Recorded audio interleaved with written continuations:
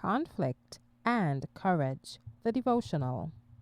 The reading for today is entitled A Monument of Stones, June 27th.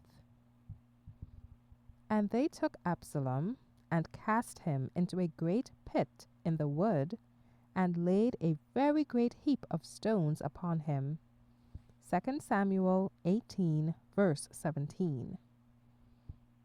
David and all his company, warriors and statesmen, old men and youth, the women and the little children, in the darkness of night, crossed the deep and swift-flowing river. Hushai's counsel had achieved its object, gaining for David opportunity for escape. But the rash and impetuous prince could not be long restrained, and he soon set out in pursuit of his father. The place of battle was a wood near the Jordan, in which the great numbers of Absalom's army were only a disadvantage to him. Among the thickets and marshes of the forest, these undisciplined troops became confused and unmanageable. Absalom, seeing that the day was lost, had turned to flee, when his head was caught between the branches of a wide-spreading tree, and his mule going out from under him, he was left helplessly suspended, a prey to his enemies. In this condition he was found by a soldier who, for fear of displeasing the king, spared Absalom, but reported to Joab what he had seen. Joab was restrained by no scruples.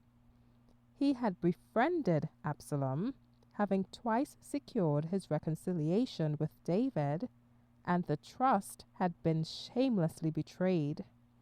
But for the advantages gained by Absalom through Joab's intercession, this rebellion, with all its horrors, could never have occurred.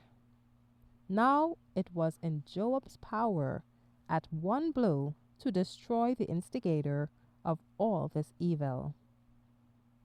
And he took 3 darts in his hand, and thrust them through the heart of Absalom.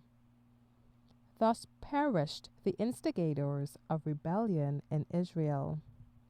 Ahithophel had died by his own hand.